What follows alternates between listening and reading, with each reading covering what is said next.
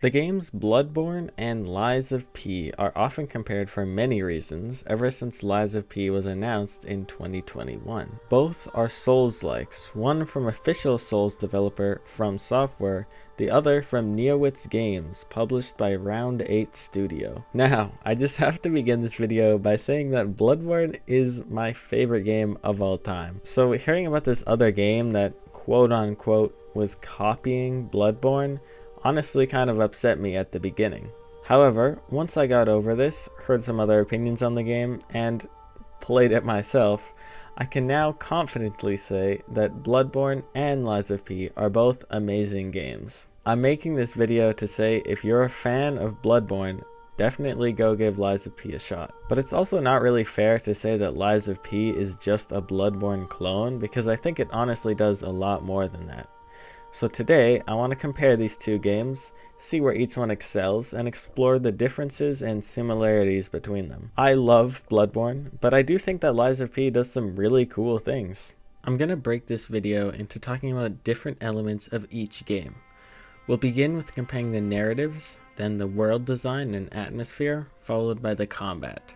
So, go grab some cold brew and get settled in for Lies of P versus Bloodborne. So before we get into it, I'm just going to give a quick backstory of each game, but now is also the time to say that I'm going to try and avoid spoilers for both games, but if you want to go into them completely blind, I would probably stop watching here. Beginning in chronological order, From Software's Bloodborne released in 2015 as a PlayStation exclusive on the PS4. I really don't know how much I can say about this game's success, but it did exceedingly well.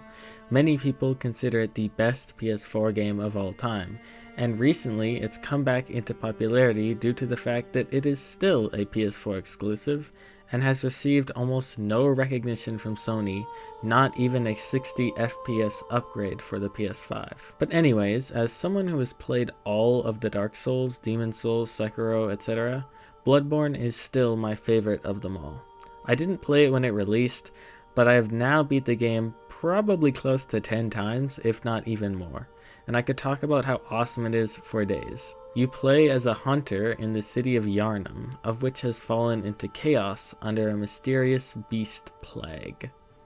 Now, in 2023, Lies of P was released across numerous platforms, and I purchased it for my PS5. It also performed very well, with lots of reviews praising its quality, making it sound almost like a game developed by From Software themselves. Lies of P is based on the book The Adventures of Pinocchio, but with a much darker undertone and a decent amount of story and character changes. I thought this was a really cool concept actually. The aesthetic they gave all the characters and puppets was really neat right from the beginning. With that, let's get into the first category of comparison, the narratives.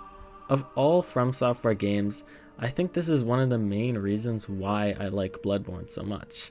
Just like most of these games, the story is generally told through random item descriptions and environmental storytelling. Most of it you have to piece together for yourself. But despite this, I believe the overall plot is one of the most focused and interesting in FromSoft's entire catalog of games. You have all these central, really amazing characters like Gehrman, Willem, Lawrence, Maria, just like every character in the game, who by themselves is interesting with all different beliefs and backstories, and then they all come together in the main plot of the game to create a genuinely interesting story. Even though I said a lot of the story is told in rather unconventional ways, Bloodborne does actually feature a decent number of plainly story cutscenes, or a lot of the story is explained in boss cutscenes, which I am also a huge fan of. Like the cutscene after beating Vicar Amelia might just be one of the greatest cutscenes of all time. The way it's shot and acted is just so well done and really unique to Bloodborne. As for the actual content of the story, I found it to be interesting from the very beginning to the end. It's neat to be thrown into Yharnam and have literally everyone tell you, oh, you have no idea what's going on. Just go kill things and you'll figure it out. And then gradually you do start to unravel how Yharnam fell into its current state. And then as you keep on going, new mysteries keep on appearing. There's a huge tonal shift in about the middle of the game that anyone who has played it will know what I'm talking about. but it really just incentivizes you to keep on playing and dig deeper and deeper into what happened. And this is all just genius, because a very important theme in Bloodborne is this search for truth and true understanding. The depths that humanity would go to understand their world and what happens when they go too far. And then the DLC literally does this exactly to you, the player, constantly warning you that secrets are secrets for a reason. I just think that everything is so well put together and all serves toward a main theme that I think is really original and cool. I love the addition of 3 different endings to this game, and I really like how different each of them is. I have a personal choice of which ending is truly the best, but I really like how each one gets a different point across, and there's not necessarily a clear good ending. Not to mention all the lore behind bosses and enemies, all the NPCs with devastating backstories. Like, there's just so much to Bloodborne's world that makes it feel so alive, and I just can't get enough of it. I don't want to talk about too many specific examples because I did say I want to avoid spoilers, but I hope I've explained why I love Bloodborne's narrative enough. Moving on to Lies of P, I also think this game does a pretty great job with its story. I'll be upfront and say, yeah, I like Bloodborne's more, but I do genuinely think that's more of just a personal preference. As I said earlier, the idea of blending Pinocchio with a dark Victorian horror world is really neat by itself, and I think they did a great job with that concept. Both games explore the concept of humanity and what it truly means to be human, where the line is drawn between beasts or puppets and people. Lies of P does this through its lying and humanity mechanics, where you can choose whether to lie or tell the truth, and that in turn affects your character and how the story goes. On my first playthrough, I generally chose to lie because a lot of the time telling the truth just felt wrong, and I thought the game reacted to this in a really cool way. I haven't played Lies of P as much as Bloodborne to explore every single dialogue option and how each one affects every NPC or the overall story of the game, but the fact that they do affect them in the first place is a really awesome addition that I honestly wasn't expecting at all. Basically, my only minor complaint is that, and it's not even really a complaint, it's just that I kind of knew where the main story was going because it's based on Pinocchio, so I had a prediction right from the beginning, and that is exactly what happened. But it wasn't an issue, there was plenty of unique story beats in between. The overall scope of the story and backstories of all the NPCs, locations, and bosses isn't quite as large as Bloodborne's, but you can't really blame them when the budgets for these two games were probably very different. So overall, in terms of narrative, I would probably say I preferred Bloodborne's. I think the attention to detail and overall themes are just really interesting to me. However, I do still think that Lies of P did a great job. It kept me fully engaged throughout my first playthrough, and inspired me to want to go back and see how I could affect the story. Moving on to the next topic, I want to discuss the world design of both games. This time, let's start with Lies of P. I think this game inherently has an advantage here, because it's almost 10 years newer than Bloodborne, so obviously, visually wise, the world looks very nice. The graphics are awesome, 60 FPS is so nice, but I guess that's not really the world design. I want to talk about how the world is put together, and if it's done in a good way or not. Now this might be the one section of the video where after I've thought about it for a decent amount of time, I can for sure say Bloodborne does this better. Lies of P has some really great areas. I do love the difference between all the places you visit. Krat is a really neat city, and I like the visual differences between like the richer and poorer parts of the city, and once we left the main city, I was happy to see what else the game offered. And well, yes, I thought each area individually was pretty well designed. I've got to say I was a bit underwhelmed in terms of their interconnectivity and exploration. And I think this is also kind of just what the game is going for. Like, I think it's meant to be more of a linear experience than Bloodborne. And if that's what they wanted, then it's great. For my personal opinion though, I think I would have wanted just a little bit more. Like, pretty much all of the interconnectivity is just every area connecting to the hub world, which is like convenient, but you can also just fast travel everywhere.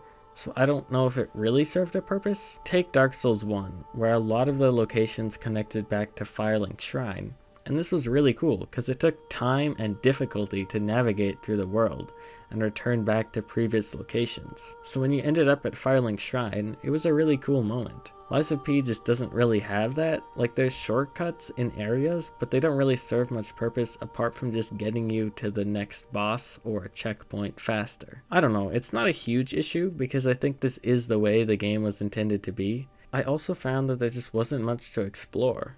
Like, you could get some unique items, but that's about it. Once again, this could just be a development choice, but I personally like it when there's neat optional areas. And so, with Bloodborne, you kind of just have to take a bunch of the stuff I was just talking about, and then do the opposite, because it does most of them great. There's really cool shortcuts between different areas, but also there isn't when there doesn't need to be, because you can also just fast travel everywhere. The optional areas in Bloodborne are one of the highlights of the game, I think.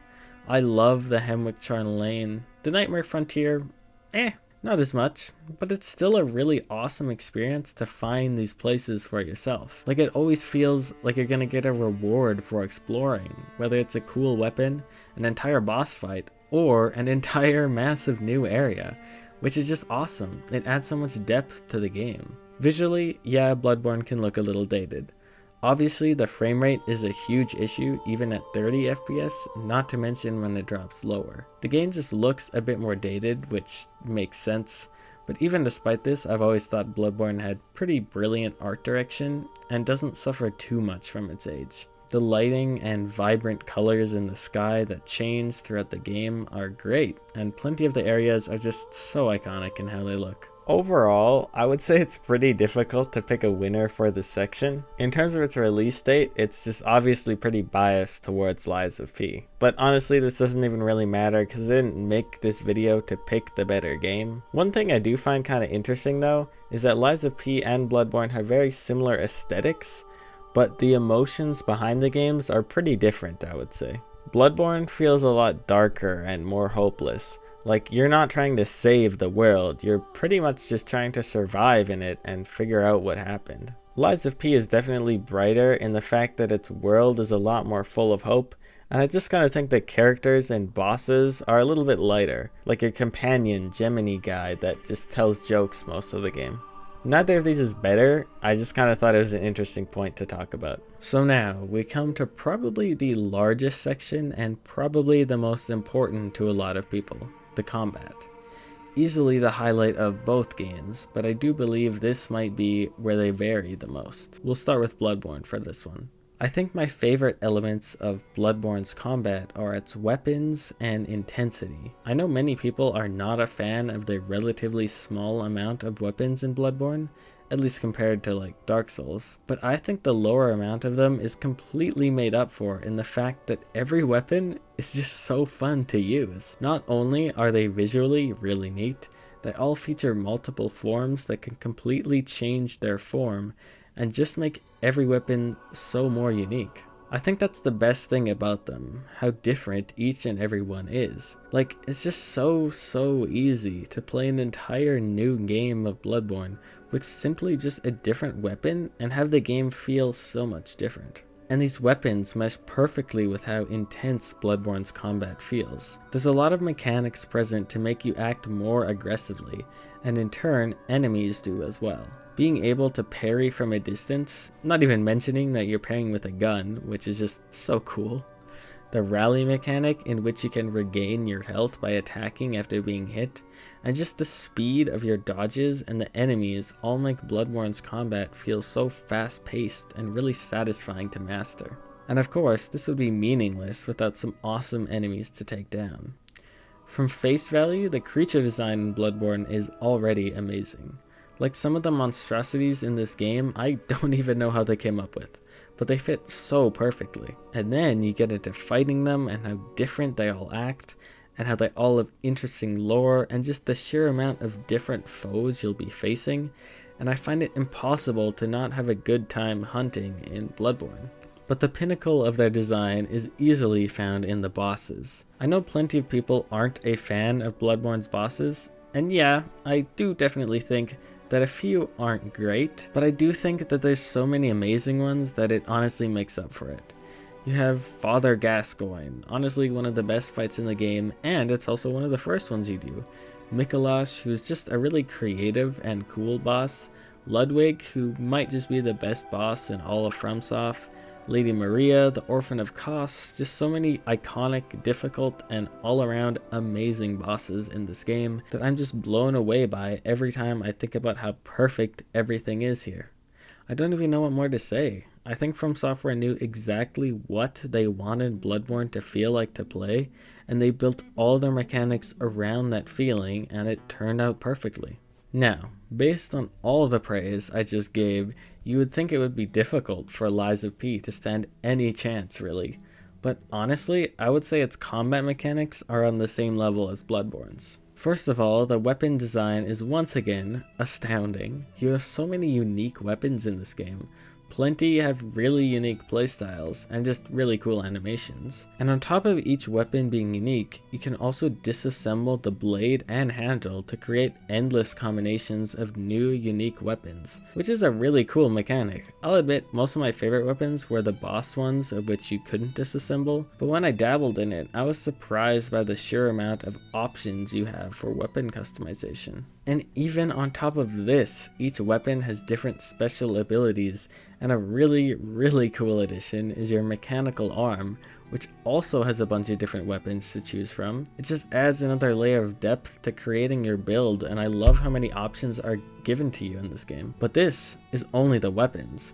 There's also some really neat combat mechanics that I was a huge fan of. First of all, there's parrying and blocking, but they don't act exactly how you would expect them to. Blocking is similar to Bloodborne's rally system, where blocked damage is technically received, but you can attack to regain it if you do so fast enough. And parrying doesn't just outright stagger an enemy, but instead builds up their stagger meter, which when full, you still have to hit them with a fully charged strong attack. I wasn't a huge fan of this in the beginning, but I think a lot of enemies were designed with this in mind, and it actually grew on me a lot, because it made it all the more satisfying when you finally do manage to stagger an enemy. So yeah, with the weapons and combat mechanics, I think Lies of P from the beginning was a recipe for success. It just adds honestly a lot more depth than Bloodborne, and I really enjoyed learning it all and becoming really skilled at this game. Now, the one part where I was a little disappointed was actually the enemies. A lot of the enemies throughout the levels were fine, there was a pretty decent amount of variety,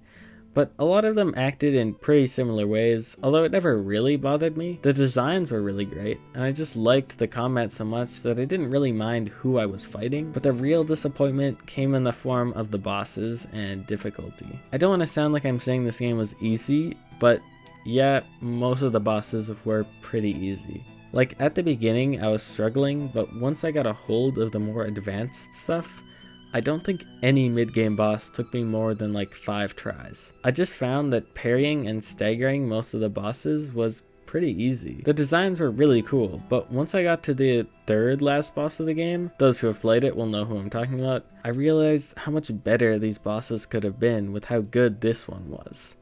It definitely took me the most tries in the entire game, but I never felt like it was unfair. I just had to actually work to try and perfect it, like what I love to do with challenging bosses. So overall, this was kind of just a gradual disappointment that built up while I was playing, but it at least ended off on a high note, so I wasn't too upset, but looking back, I definitely think it could have been better. Overall, which game has the better combat?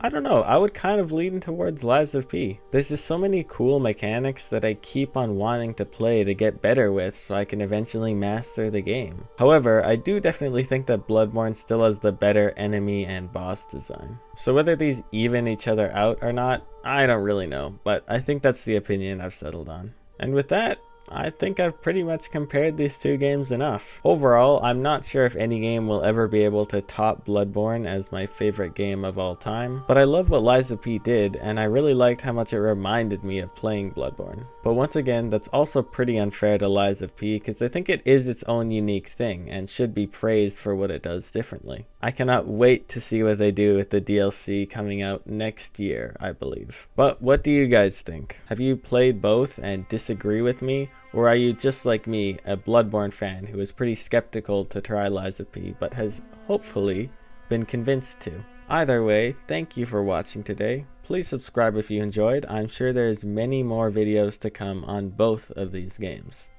Thanks again, and I hope to see you in another video.